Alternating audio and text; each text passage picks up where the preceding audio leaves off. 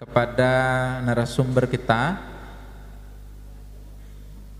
Sekjen PBNW Al-Mukarram Bapak Profesor Dr. Tuan Guru Haji Fakhrul Razi Dahlan KIH.MA. Kami persilahkan.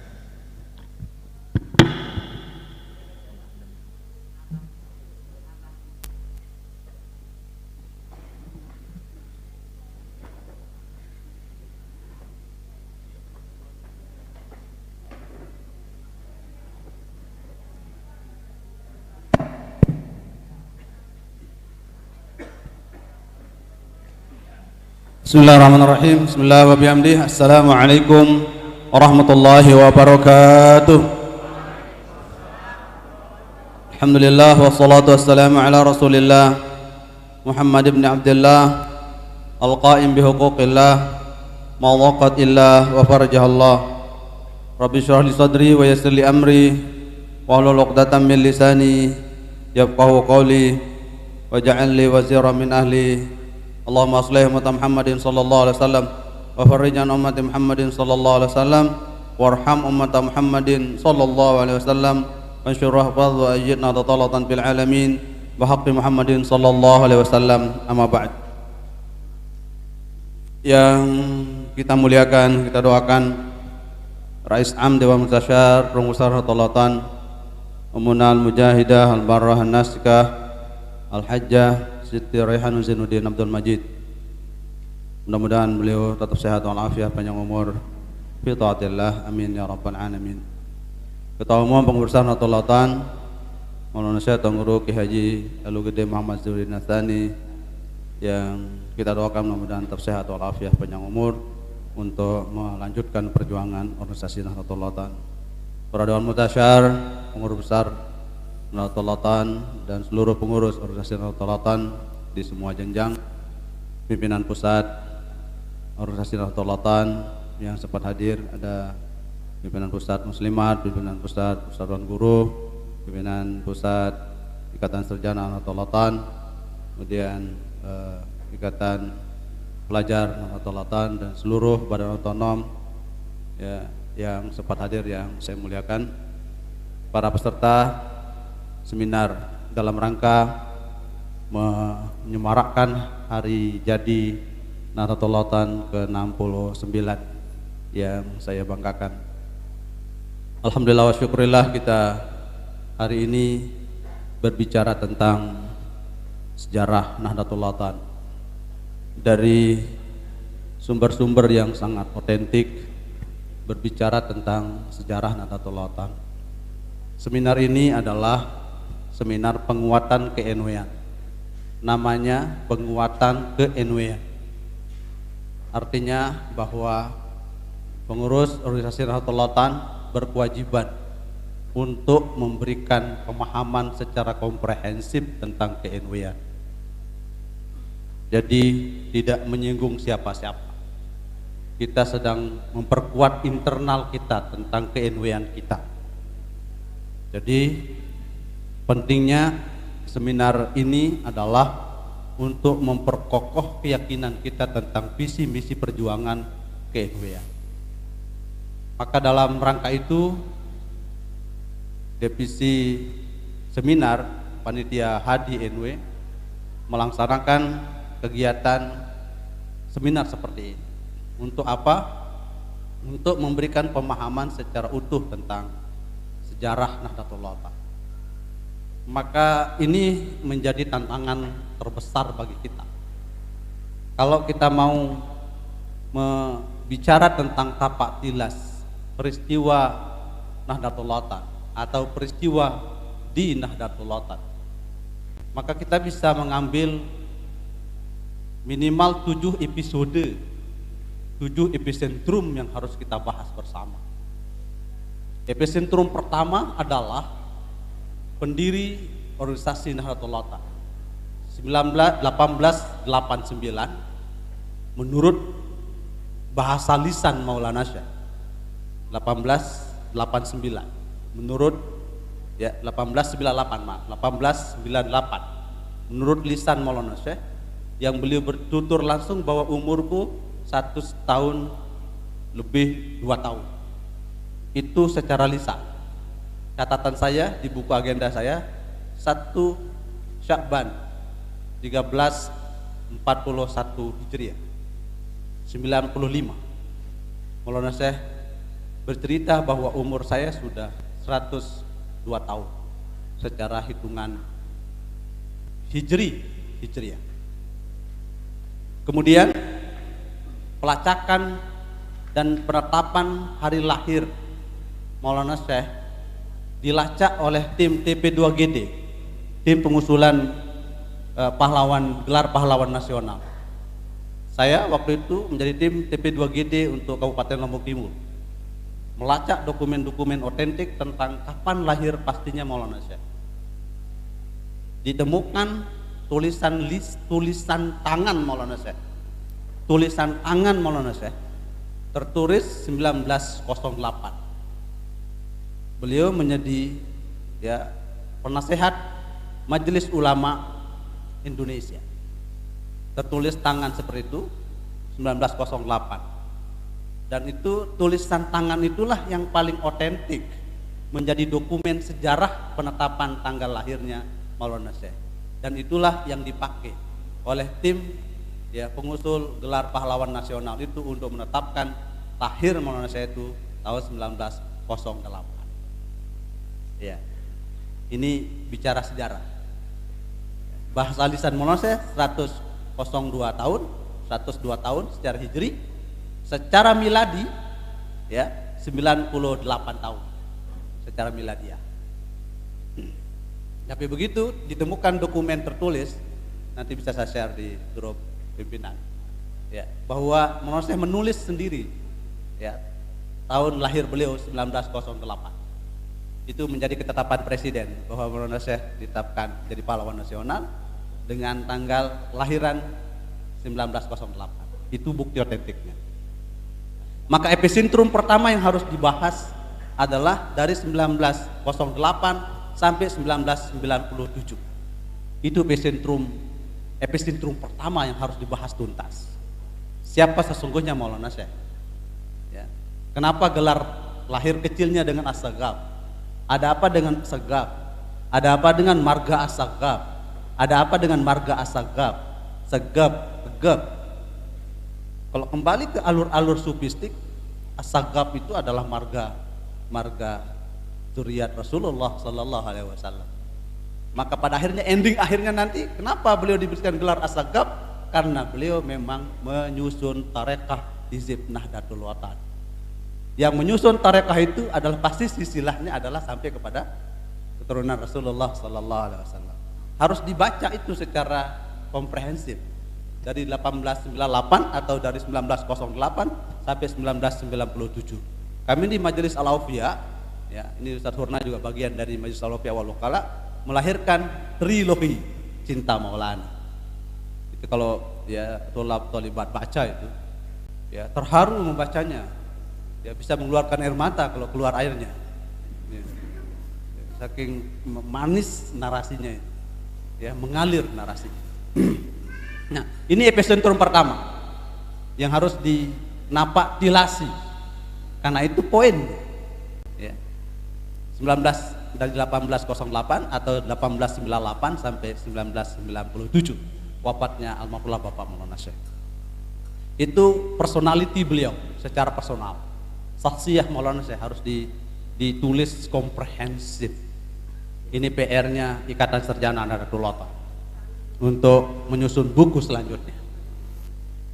Yang kedua, epicentrum yang harus dibaca adalah yang tapatilas peristiwa di Nahdlatul Ulama itu adalah starting point perjuangan Maulana. Kalau bicara tentang Maulana Syekh di era menuntut ilmu di Makkah As-Salatiyah, Madrasah As-Salatiyah, sudah masuk dia di epicentrum yang pertama tadi. Bagaimana beliau pengembaraan ilmiah beliau terhadap pengetahuan itu masuk dia dalam catatan-catatan sejarah kehidupan Maulana Syekh. Buku utuh khusus tentang itu. Kemudian yang kedua, epicentrum kedua adalah starting perjuangan. Starting perjuangan beliau adalah starting perjuangan era Belanda. fokus di era Belanda saja. Maka tapak tilas perjuangan di era Belanda itu adalah dua epicentrum besar yang dihadirkan oleh Maulana Syekh, Pesantren Al-Mujahidin dan NWDI. Itu harus tuntas. Pesantren Al-Mujahidin dan NWDI itu epicentrum 1935, 36, 37. Beliau pulang dari Makkah tahun 1934. Ya, selama 12 tahun kurang lebih beliau menggambara keilmuan di tanah haram sana. Kemudian beliau pulang memulai starting perjuangan beliau. Epicentrum beliau yang kedua adalah epicentrum pergerakan. Epicentrum pergerakan yang paling pertama adalah pergerakan heroisme kebangsaan. Itu epicentrum pertama. Epicentrum pergerakan heroisme kebangsaan, di mana Maulana Syekh menjadi pelopor terdepan untuk menghalau tentara Belanda. Tahun 1934 beliau sudah starting point. Begitu beliau sudah pulang ke Lombok, kemudian beliau diberikan gelar dengan gelar Tuan Guru Bajang, dan saat itu memang beliau masih bajang, masih sangat muda. Ya. Kemudian 1934 langsung mendirikan sebuah embrio perjuangan. Beliau adalah Pesantren Al-Mujahidin yang ada di Bermi sekarang, yang ada di Gemi di Gedeng Desa, okay? Darul Hizbi, ya, Darul Hizbi di Gedeng Desa. Itu Pesantren Al-Mujahidin, ada jejelok kecil. Itulah embrio perjuangan Maulana Syekh, Pesantren Al-Mujahidin. Karena Maulana Syekh tidak cukup dengan itu, maka Maulana Syekh mengawali sebuah tantangan besar yang beliau hadapi adalah pendirian Madrasah Perjuangan. Madrasah Perjuangan itu adalah Madrasah Nahdlatul Ulama Diniyah Islamiyah. Sekarang kita coba jawab pertanyaan, apakah Maulana Syekh mendirikan dua organisasi atau tidak? Maka kita akan lacak dalam sejarah-sejarah manuskrip karya Maulana Syekh. Jawabannya, kita menggunakan data untuk menjawab statement itu. Bahwa di dalam Hizib Nahdlatul Ulama secara cover saja, ini dokumen otentik dalam ilmu filologi, ini adalah manuskrip, catatan tentang sejarah, bahwa Maulana Syekh mengatakan, ya, Hizbun Nahdlatul Ulama, Hizbun Nahdlatul Banat, ya, Jam'ul Fakir ilahi ta'ala, atau Jam'al Fakiru ilahi ta'ala Syekh Muhammad Zainuddin Abdul Majid As-Salati Al-Amfanani Al-Indonesi, Muassisu Madarisin Nahdlatain wa Jam'iyati Nahdlatul Watan. Nah, menurut saya dalam narasi naskah ini menggunakan kata Jam'iyati Nahdlatul Watan. Berarti terjawab bahwa menurut saya hanya mendirikan satu organisasi. Ini dokumen otentiknya, yaitu Hizib Nahdlatul Ulama. Tertulis kata Jam'iyah. Jam'iyah itu artinya organisasi. Kalau Nahdlatul Ulama Diniyah Islamiyah, kalau saya menyebutnya dengan madrasah, madaris Nahdlatain. Madaris Nahdlatain. Ini bukti otentik bahwa Maulana Syekh mendirikan satu madrasah. Kemudian di dalam penjelasan hizib juga banyak menjelaskan tentang bagaimana liku-liku perjuangan Maulana Syekh menghadapi Belanda, kemudian menghadapi Jepang. Tertulis manuskrip tulisan itu ada di Hizib Nahdlatul Ulama. Lagi-lagi tulisan tangan Maulana Syekh dalam kitab Tuhfah Al-Fananiyah, Syarah Nahdlatul Zainiyah. Maulana Syekh menjelaskan tentang esensi organisasi dan madrasah yang dibuat didirikan oleh Maulana Syekh. Ini berbasis data, bukan berbasis klaim atau berbasis narasi-narasi yang tidak bisa dipertanggungjawabkan secara akademik. Maulana Syekh menyebutkan, waqad qara'tuhu bi Nahdlatil Watan bi mahdhalit thullab min ahli al-watan wa fahimu bi aqrabil ayyami bimanni man manna madal ayyami. Ini statement Maulana Syekh. Penjelasan tentang epicentrum perjuangan beliau yang kedua, yaitu epicentrum pendirian Madrasah Nahdlatul Ulama Diniyah Islamiyah. Maulana Syekh membuat statement, ini qad qara'tuhu ay al-mukhtasar khilala sanah 1357 Hijriyah darsan. bimadrasatai Nahdlatul Watani ad-diniyah Islamiyah allati assastuha biiznil wahidil ahadi bil khamisa asyara min as-sadisi min alfin wa thalathimi'atin wa sittatin wa khimsina hijriyatan al-muwafiq lisani wal ishrid min thani min alfin wa tis'imiatin wa sab'atin wa thalathina milyadiyah bibaladi Pancor Ampenan Indonesia. Ini dokumen otentik yang tak bisa dinafikan bahwa Maulana Syekh mendirikan madrasah Nahdlatul Wathan Diniyah Islamiyah pada tahun 1357 Hijriah, ya, bertepatan dengan tanggal 22 Agustus 1937.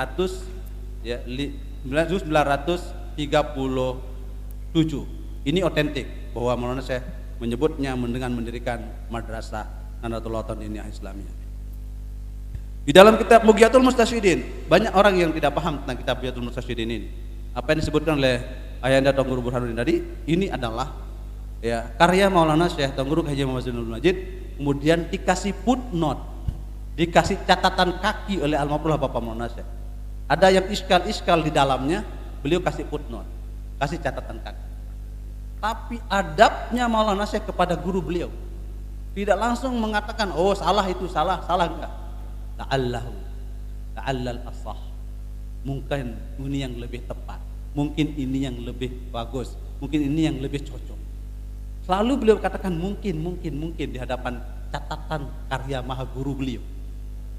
Di sini Maulana Syekh menjelaskan, ya, bagaimana, ya, beliau menjelaskan Muhammad Zainuddin Abdul Majid khadim talabatil ilmi wa jam'iyyati Nahdlatul Wathan.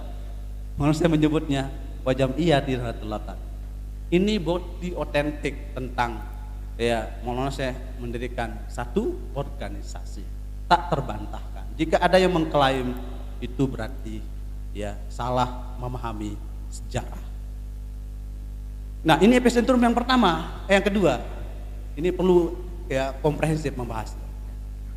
Epicentrum ketiga adalah epicentrum emansipatoris. Gerakan emansipatoris. Gerakan emansipatoris itulah menjadi gebrakan yang kedua, inovasi yang kedua Maulana Syekh, yaitu membentukkan, ya, pendidikan klasikal NWDI dengan gerakan emansipatoris. Gerakan emansipatoris itu adalah gerakan NBDI, ya, kebangkitan kaum perempuan Sasak Nahdlatul Wathan. Ya, embrio NBDI ini lahirlah, ya, muslimat Nahdlatul Wathan. Lahirlah, ya, cucu dari muslimat, ya. Kemudian cucu terus ke bawah. Nah, ada muslimat, ada nahdiyat, ada, ya, IPNW dan seterusnya. Itu artinya bahwa NBD itu melahirkan, ya, embrio badan otonom yang sangat, ya, militan untuk perjuangan Nahdlatul Wathan. Maka epicentrum yang ketiga yang menjadi gerakan Maulana Syekh adalah gerakan emansipatoris, gerakan kaum perempuan. Ini belum ditulis, gerakan kaum perempuan Nahdlatul Wathan. Muslimat, gerakan kaum perempuan Nahdlatul Wathan. Embrionya adalah dari NBDI. Nah, ini perlu, ya, emansipatoris gerakan Maulana Syekh yang luar biasa, perlu dikejar untuk didokumentasikan. Oke, NBDI zaman penjajah Belanda, maka muncul, ya, era kemerdekaan. Era kemerdekaan itu sudah epicentrum yang keempat. Era kemerdekaan. Bagaimana Maulana Syekh, ya, melakukan adaptasi di saat, ya, negara belum stabil. Ya, ini harus dibahas. Ya, dari 1945, ya, era kemerdekaan sampai 1947, di situ Maulana Syekh menjadi, ya, duta Amirul Hajj, ya, dari, diberikan, ya, beliau sebagai Amirul Hajj untuk Sunda kecil, untuk menyebutnya Bali, Nusa, NTT dan seterusnya, ya, masih belum dianggap sebagai Nusa Tenggara Barat atau belum Indonesia merdeka penuh. Ya, Maulana Syekh dijadikan sebagai Amirul Hajj. Maka disitulah diplomasi internasional Maulana Syekh dilakukan di saat, ya, belum menjadi Amirul Hajj. Ini belum banyak yang mengupas tentang itu. Kenapa Maulana Syekh ya menjadi Amirul Hajj? Karena Maulana Syekh di samping beliau jadi Amirul Hajj melakukan lobby kepada ulama Nusantara untuk memberikan persetujuan untuk Indonesia merdeka. Itu meskipun beliau diutus oleh Belanda, ya, tapi beliau melakukan ya konstelasi politik dengan ulama-ulama Nusantara untuk melakukan penyerangan terhadap penjajah. Ini perlu dibahas secara tuntas tentang epicentrum yang dari 45 sampai 47. Ya, kemudian ya 47 sampai 55. Di situ sudah era Orde Baru. Ya, pergolakan Nahdlatul di era-era ya 53. Disitulah ya starting point dari 47 sampai 53. Ini epicentrum yang kelima yang harus dibahas secara tuntas. Kenapa? Karena ini bicara Tapatilas. Nah, dari 53 inilah big epicentrum Maulana Syekh. Inilah epicentrum yang terbesar dalam sejarah perjuangan Maulana Syekh, yaitu mampu mengorbitkan ormas organisasi sosial kemasyarakatan yang sejajar dengan ormas-ormas Islam sebelumnya, yaitu NW lahir 1 Maret 1953. Inilah ya mercusuar pertama Maulana Syekh menyandingkan Sasak, Lombok, NTB ini dengan ormas-ormas terbesar. Muhammadiyah lahir 1912, NU 1926, Persis 1930, Al Khairat 1934, mudah-mudahan tidak salah. Ya, itu ya bersejajar dia sekarang NU. Begitu Maulana Syekh mendeklar ya mendirikan organisasi Nahdlatul pada tahun 1953 yang terinspirasi dari 2 madrasah induk untuk mengakomodir semua gerakan-gerakan pendidikan sosial dakwah itu, maka harus ada yang mengorganizer, yang harus ada yang mengatur semua gerakan-gerakan pendidikan sosial dakwah itu dengan ya munculnya sebuah ormas, yaitu ormas Nahdlatul Watan yang kita akan jadikan nanti pada tanggal 1 Maret 1953 insyaallah hari Selasa depan. Ini epicentrum awal Nahdlatul Watan. 53 sampai 55 ini dinamika yang tidak gampang Maulana Syekh hadapi. Di situ konstelasi Maulana Syekh tentang politik Orde Baru, Maulana Syekh ke Masyumi. 1955 Maulana Syekh menjadi ya konstituante. Perjuangan diplomatis Maulana Syekh untuk memperjuangkan NW. Jika Maulana Syekh tidak terjun dalam dunia politik untuk maslahatan itu, mungkin NW terkubur. Tapi Maulana Syekh terus melakukan ya pendekatan komunikasi kebangsaan untuk menghadirkan, menjadikan NW menjadi eksistensi. 55 itu puncak karir politik beliau menjadi ya seorang konstituante saat itu. Ya, ini epicentrum. Epicentrum selanjutnya adalah dinamika politis, ya, dinamika kebangsaan, dinamika ke-NW-an yang lahir ya dari 55, 57 sampai 65 era udah masuk Orde Baru. Itu harus dipetakan sebagai sebuah konstelasi ke-NW-an. Ya. Kemudian epicentrum selanjutnya ya dari tumbangnya orde lama ke Orde Baru. Bagaimana ya Tapatilas perjuangan NW di situ? Ya, suka duka, ya dialektika, ya romantika, ya Nahdlatul Watan di era-era itu sangat luar biasa. Maka ada epicentrum Nahdlatul Watan yang paling memilukan adalah epicentrum 1976-77. Terjadinya inkonstitusional terhadap organisasi Nahdlatul Watan. Terjadi muktamar kilat, ya, yang secara dokumen, ya, saya memiliki dokumen itu, dokumen muktamar kilat. Siapa jadi panitianya, komisinya, ya, saya ada dokumen lengkapnya sampai pesan-pesan wasiat Maulana Syekh di saat pidato muktamar itu, ya sudah terdokumentasi semua dalam dokumen-dokumen ke-NW-an. Ya, tinggal pada waktunya nanti akan dibukukan menjadi sejarah ya Nahdlatul Ulama untuk anak negeri. Ya, 77. Ya, di sini ya ada terlihat bagaimana ya menurut saya membuat keputusan nomor X.2.DM/PBNW/1977. Ini nomor suratnya tentang ya Dewan Mutasyar Pengurus Nahdlatul Ulama yang memutuskan tentang panitia Muktamar Kilat tahun 1977 itu. Nah, ini menandakan bahwa ada masa-masa menyedihkan di ya Nahdlatul Ulama. Ya, di mana menurut saya harus tegas di dalam mengambil sebuah statement putusan organisasi. Puncaknya adalah tahun 1982 di saat ada pembelotan ya murid-murid Maulana Syekh. Itu 82. Ya, 82 itu adalah pembelotan ya, murid-murid Maulana Syekh yang tanda kutip yang luar biasa keilmuannya. Tapi aspek keguruannya luluh lantah karena persoalan-persoalan politis. Ya, ini tahun 82. Epicentrum ini menjadi titik temu, titik terang di dalam melihat sebuah dinamika Tapatilas Nahdlatul Ulama. Oke, 88, 82 terus sampai tahun 1997 dinamika itu terlahir di dalam Tapatilas Perjuangan Nahdlatul Ulama. Meninggallah Maulana Syekh tahun 1997. Ya, 40 hari setelah wafatnya Maulana Syekh, wafat Ketua Umum Pengurus Nahdlatul Ulama.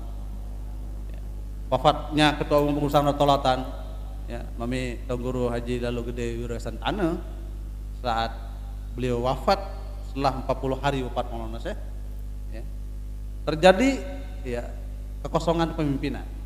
Muncullah ya Muktamar 10 Peraya. Muktamar 10 Peraya menjadi epicentrum babak ya, babak penyisihan yang paling dramatis untuk memilah dan memilih siapa di antara ya murid pecinta abituren yang loyal terhadap konstituen organisasi. Di sini banyak yang berguguran. Muktamar ke-10 Peraya. Ya, banyak yang berguguran. Kenapa? Karena ya banyak hal yang menyebabkan itu terjadi. Tapi intinya adalah ya Muktamar Peraya menjadi deklarasi pertama di dunia. Ini pernyataan dia. Deklarasi pertama di dunia seorang perempuan menjadi pemimpin ormas Islam. Saudara lacak di googling siapa pemimpin ormas Islam ya yang pemimpinnya perempuan. Saudara tidak ketemukan. Ya, maka kita temukan di Nahdlatul Ulama.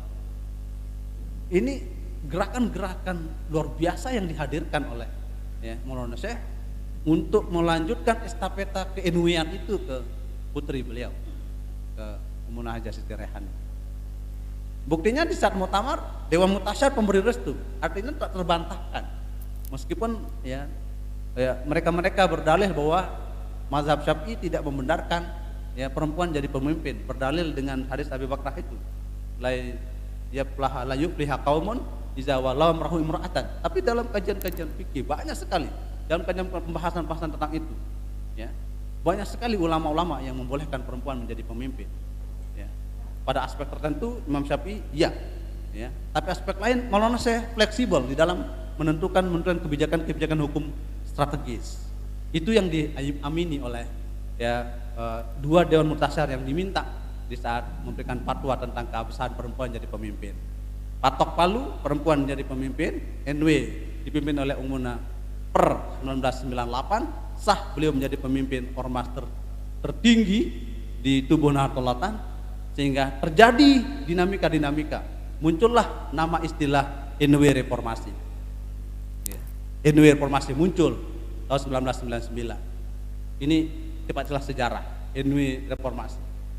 NW PBNW Muktamar berjalan lancar terus mengepalkan sayap terjadi huru-hara di Pancor, sehingga harus mengambil sikap PBNW ya hijrah ke Kalijaga berdasarkan fatwa ya Tuan Guru Saleh Ahmad Kalijaga, Dewan Mutasar Berrestu. Akhirnya hijrahlah ke Kalijaga, baru ke Anjani. Tapatilas ini menjadi penting untuk diketahui oleh anak-anak kita di belakang hari nanti, sehingga ya Umuna tidak akan mengambil sikap ya langsung jika belum ada persetujuan Dewan Mutasar. Ya, pindahlah. Nah, dinamika itu terus berjalan, PB terus berjalan, sehingga puncaknya adalah tahun 2014. Puncaknya 2014 yang ada ya, PB Tandingan melakukan pendaftaran ulang tentang ya organisasi Nahdlatul Ulama. Disitulah ya kita udah mulai ke meja hijau di situ. Ya, meja hijau terus pada akhirnya ya keputusan Mahkamah Agung tentang pembenaran pengesahan ya PBNW di bawah kepemimpinan Ummuna Hajah Siti Raihanun itu yang sah menurut Mahkamah Agung saat itu. Ya, itulah terjadi dalam tapatilas Nahdlatul Ulama ini, yang kemudian ya ending final ya yang paling dahsyat adalah ya, peristiwa Hotel Astoria 23 Maret 2021. 23 Maret 2021 terjadilah ya pemisahan ya bahwa organisasi Nahdlatul Ulama yang diwariskan oleh Almarhum terus ya dipegang kuat dengan segala dinamika yang tadi disebut oleh Komandan Haji Samsul Rijal SHMH MM, bicara tentang sejarah ya peristiwa 23 Maret 2021 itu seperti itu terjadinya ya, sehingga terjadilah ya, dinamika ya, pemisahan dari Nahdlatul Ulama yang seutuhnya hasil karya Maulana Syekh. Ini akan ditulis nanti oleh Ikatan Sarjana Nahdlatul Ulama. Sekjen mengeluarkan ini untuk ditulis oleh Ikatan Sarjana Nahdlatul Ulama. Saya kira ini demikian ya secara singkat bicara tentang tapatilas Nahdlatul Ulama. Sekian, wallahul muwaffiq wa hidayah. Wassalamualaikum warahmatullahi wabarakatuh. Waalaikumsalam.